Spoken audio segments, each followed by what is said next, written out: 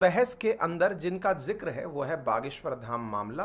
तो क्या है बागेश्वर धाम मामला, जिसे लेकर के कोर्ट की प्रोसीडिंग के दौरान जज साहब और वकील के बीच में बहस देखने को मिली और उस बहस के नतीजे लोगों की अपनी अपनी प्रतिक्रियाओं के साथ में भी बाहर आ रहे हैं। हालांकि जो बाकी जानकारी है वो आज के सेशन में पता चलेगी। तो चलिए शुरू करते हैं, आपको पूरे मामले की विस्तार से जानकारी देंगे कि मामला क्या है। और आफ्टर ऑल जज साहब द्वारा जब वकील को ये कहा गया कि तुम्हें मैं जेल भेज दूंगा, तो जेल भेजने की आफ्टर ऑल प्रक्रिया क्या है, कि क्या कोई जज साहब किसी वकील को जेल भेज सकते हैं, बागेश्वर धाम सरकार से जुड़ा हुआ क्या मामला है, सारी जानकारी आज के सेशन में साझा करते हैं। इन्हें तो आप पहचानते ही होंगे, बागेश्वर धाम सरकार के नाम से काफ़ी फेमस हैं, वर्तमान में सोशल मीडिया पर वायरल और सनसनी बने हुए हैं। और हमने अपने एक अन्य प्लेटफॉर्म अपनी पाठशाला अंकित इंस्पायर्स इंडिया पर इनके ऊपर 4 महीने पहले 2 सेशंस भी किए हुए हैं। यदि आप इनके बारे में डिटेल में जानना चाहते हैं तो वहाँ जाकर सुन सकते हैं, क्योंकि इनके बारे में काफ़ी सारे विवाद, काफ़ी सारी चर्चाएँ, काफ़ी सारी डिस्क्लेमर्स, काफ़ी सारी चीज़ें वर्तमान में मार्केट में वायरल हैं। फिलहाल के लिए आप बागेश्वर धाम सरकार से आगे बढ़ते हैं तो आपको एक वीडियो देखने को मिलता है, और इसमें क्या है, 2 किरदार हैं आपको दिखाई दे रहे हैं। और ये किरदार जो हैं, इनमें एक तरफ जज साहब दिखाई दे रहे हैं और दूसरी तरफ वकील महोदय दिखाई दे रहे हैं। और ये जो वीडियो है इसे आपको हम चलाएं उससे पहले आपको बता दें कि ये पूरी की पूरी वीडियो मध्य प्रदेश हाईकोर्ट की लाइव प्रोसीडिंग की है। आजकल हाईकोर्ट्स की भी लाइव सुनवाई होती है, लाइव में ही सारी चीजें कई बार चलती हैं, तो उस दौरान की है। जरा इस वीडियो को सुने। How to argue in high court, किसने भेजा है आपको? प्रावधान वही तो बता रहा हूँ, आप समझने को तैयार नहीं है। कॉन्स्टिट्यूशन में प्रावधान है, ये मान्यताओं का उत्तर है। जी कॉन्स्टिट्यूशन में प्रावधान, प्लीज कॉन्स्टिट्यूशन में यू टॉक प्रॉपर्ली। आप ये मान्यता, ये आदिवासियों की मान्यता है, कॉन्स्टिट्यूशन ने कहाँ दी है, पढ़ के बताइए। बता रहा हूँ ना। हाँ बताइए। हाँ, आप सुनने कुछ भी बोले जा रहे हैं जबरदस्त। अरे let notice be issued for contempt. से बात करना सीखो, बदतमीजी करना भूल जाओगे सारी। And every lawyer should note, किसी ने भी बदतमीजी करी है, कंटेम्प्ट ड्रॉ करूं। पक्षकार को बताइएगा कि हमारी गर्मी दिखाने के कारण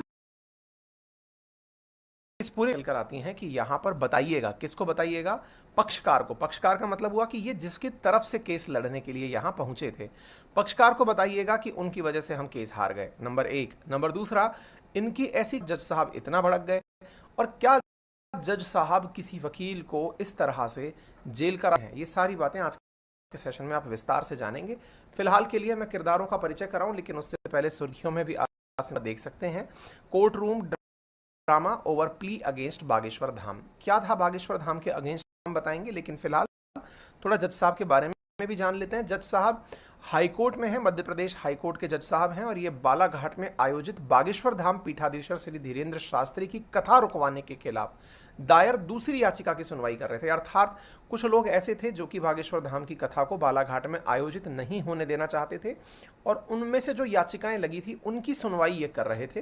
तो जस्टिस विवेक अग्रवाल इनका नाम है, और याचिकाकर्ता के व्यवहार पर आप भड़क गए। उन्होंने उन्हें चेतावनी देते हुए कहा कि मैं यहीं से आपको जेल भिजवा दूंगा। तो देखिए, आपको मैं थोड़ा जानकारी और दूं।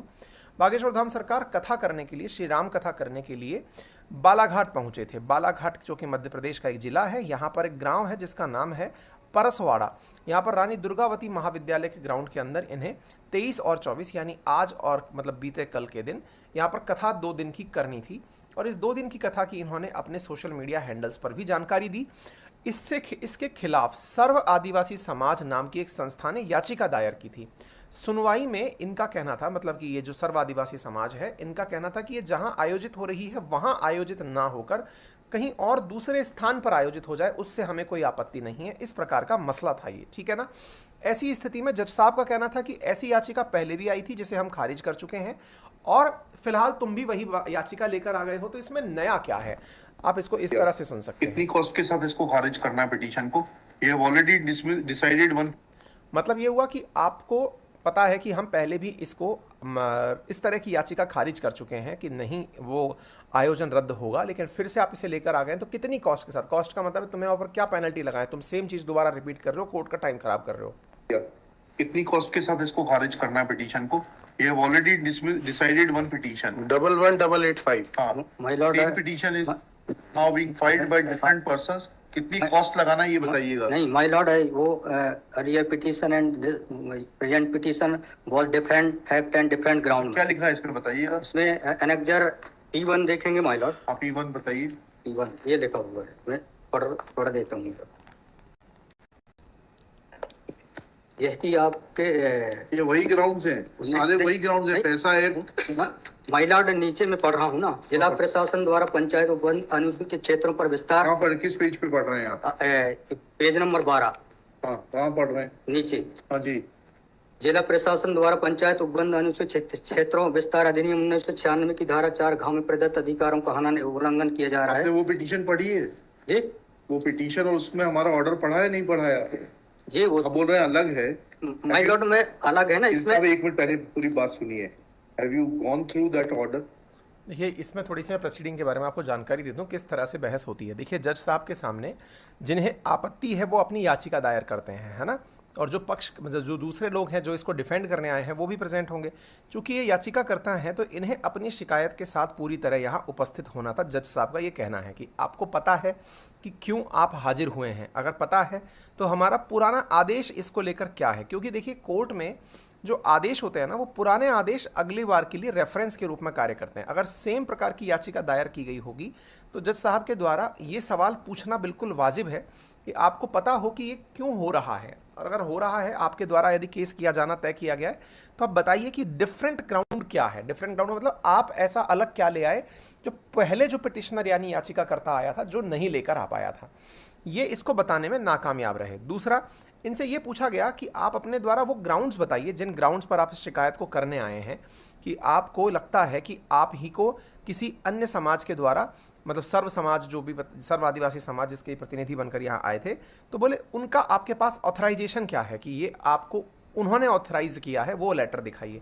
ये दोनों ही बातों में विफल रहे। तीसरा, इनसे पूछा गया कि किसी स्थान पर जब कोई कथा हो रही हो तो आपके द्वारा उस लोकल क्षेत्र की मान्यताओं के बारे में क्या प्रमाण है, कि वहाँ पर क्या मान्यताएं ऑलरेडी एग्जिस्ट करती हैं जिसके चलते किसी और कथा के होने से वहाँ के ऊपर मतलब जो सांप्रदायिक सद्भाव या फिर जो भी सांप्रदायिक ना होकर के उसका जो आदिवासियों से संबंधित मसला है वो प्रभावित हो जाएगा। तो जज साहब ने लगातार इनसे यही सवाल किए थे, ठीक है ना। वकील ने दलील दी कि ये दोनों अलग अलग हैं, क्योंकि याचिका पहले वाली अलग थी और ये अलग अलग हैं, दोनों अलग अलग ग्राउंड पर हैं। तो अग्रवाल साहब ने कहा कि भैया बात ऐसी है कि आपकी पिछली याचिका और हमारा जजमेंट अगर आपने नहीं पढ़ा है तो जाकर पढ़िए उसे, और आपका जो स्पॉन्सर है यानी जिसने आपको यहाँ पर केस लड़ने भेजा है उससे कहिए कि उसने आपको पिछला आदेश क्यों नहीं पढ़वाया।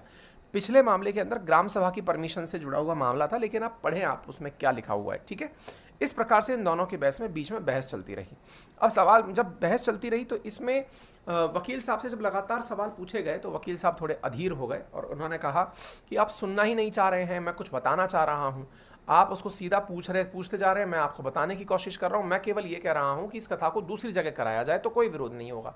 इस बात पर अग्रवाल साहब भड़क गए और उन्होंने कहा कि आपसे सवाल पूछ रहा हूँ, आप उसका जवाब नहीं दे पा रहे हैं, और फिर किसी और स्थान पर होनी चाहिए या नहीं होनी चाहिए ये आप बताने वाले कौन होते हैं। ऐसी इसमें इम्पोर्टेंट क्वेश्चन ये है माय लॉर्ड जी कि there is programs being done my lord, the big dev is the place there my lord. जहाँ पे कार्यक्रम कराया जा रहा है माय लॉर्ड वहाँ पर बड़ा देव का स्थान पूर्व से स्थापित है, यही तो बता रहा हूँ। नीचे क्या लिखा है पढ़िए। यह कि पंडित धीरेन्द्र शास्त्री द्वारा जहाँ ग्राम भादुकोट कथा वाचन किया जाना नियत किया गया है, उक्त ग्राम स्थान पर आदिवासियों को पैंट ठाना बड़ा देव भगवान स्थल है जो कि आदिवासी गौंड समाज के लिए आस्था का प्रतीक है।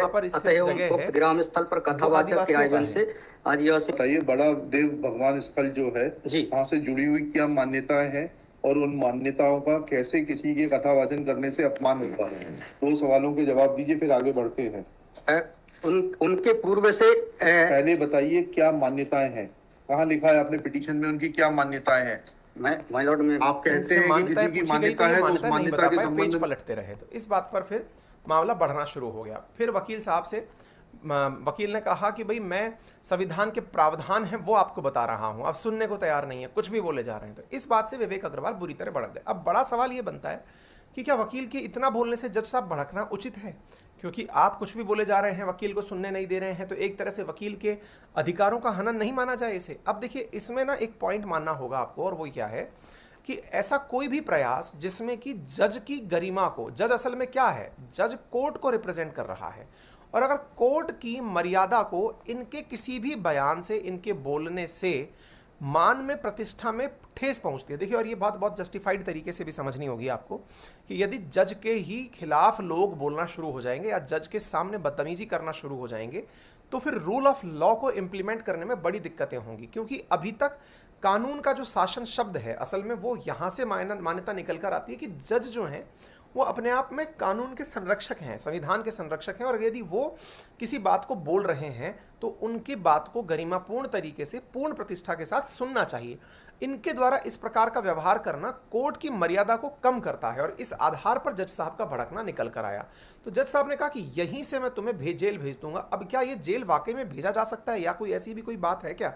तो इस पर मैं अब आपको थोड़ा सा जानकारी देना चाहूँगा। तो देखिए, ये कथा तो आयोजित होना शुरू भी हो गई है, मामला आज निकल कर आया। तो अब किस प्रावधान पर किसी व्यक्ति को जेल भेजा जा सकता है वो जान लीजिए। तो असल में हाई कोर्ट या कोई भी कोर्ट कंटेम्प्ट ऑफ कोर्ट के आधार पर किसी व्यक्ति को जेल भेज सकता है। अब ये कंटेम्प्ट ऑफ कोर्ट क्या होता है? कंटेम्प्ट ऑफ कोर्ट जो है वो सिविल कंटेम्प्ट और क्रिमिनल कंटेम्प्ट के नाम से जाना जाता है, जिसमें सुप्रीम कोर्ट के सीनियर एडवोकेट्स का कहना है, जैसे केसी तुलसी का एक बयान यहाँ पर काफ़ी फेमस हो रहा है, और वो कहते हैं कि सिविल कंटेम्प्ट का मतलब है कि अदालत ने कोई आदेश दिया या कोई जजमेंट दिया या कोई डिक्री दी और उस आदेश की पालना ना हो पाई हो, तो ये तो हो गया सिविल कंटेम्प्ट। वहीं दूसरी ओर यदि कोर्ट की प्रतिष्ठा को धूमिल करने का कोई कोशिश करता है या उसके मान सम्मान को नीचा दिखाने की कोशिश करता है, अदालती कार्रवाइयों में दखल देता है या खलल डालता है, तो ये क्रिमिनल कंटेम्प्ट की श्रेणी में आता है। ठीक है ना? तो सिविल कंटेम्प्ट के मामले में पीड़ित पक्ष अदालत को इस बारे में सूचित करता है और फिर अदालत इस पक्ष को नोटिस जारी करती है। लेकिन इसके अंदर ये जो बात क्रिमिनल कंटेम्प्ट की निकल कर आती है, इसके अंदर 6 महीने तक की कैद की सजा का प्रावधान है। यानी कि अगर कंटेम्प्ट लागू होता है तो ऐसी स्थिति में कोर्ट की अवमानना, उसके मान सम्मान को ठेस पहुंचाने के क्रम में उस व्यक्ति को 6 महीने तक जेल भेजा जा सकता है। ठीक है ना? तो ऐसी स्थिति में ये बात बहुत ज्यादा मानने योग्य है और जानने योग्य है, जो जानकारी फिलहाल के लिए निकल कर आ रही है। तो उम्मीद है आप सभी साथियों को ये जानकारी पता चली होगी कि किस प्रकार से ये कार्यक्रम होता है और कैसे ये जानकारी चलती है। फिलहाल के लिए इतना ही। अगर जानकारी पसंद आई हो तो इसे अपनी साथियों के साथ जरूर साझा करें। बाकी आपकी क्या राय है वो हमें डिटेल में कमेंट बॉक्स के अंदर बता सकते हैं। चैनल पर नए हैं तो सब्सक्राइब करें, और जल्दी ही हम आपके साथ में साझा करने जा रहे हैं राजस्थान प्रशासनिक सेवाओं की तैयारी के लिए पूरा कार्यक्रम। यदि आप हमसे जुड़कर पढ़ना चाहते हैं तो कमेंट बॉक्स में दिए गए गूगल फॉर्म को जरूर फिल करें, ताकि समय आने पर हम आपको पूर्व में सूचना दे दें। रियल न्यूज़ एंड एनालिसिस कल से रेज्यूम हो जाएगा। उसके साथ साथ जो जानकारियां हम आपको क्वेश्चंस के फॉर्म में देते थे वो जानकारियां आपको आज भी दी जा रही हैं। ये पूरा कंटेंट आप लोगों को 1 लाइनर क्वेश्चंस के फॉर्म में प्राप्त हो जाएगा हमारे टेलीग्राम चैनल अंकित अवस्थी सर पर और हमारे एप्लीकेशन अपनी पाठशाला पर। अपना ख्याल रखें। धन्यवाद।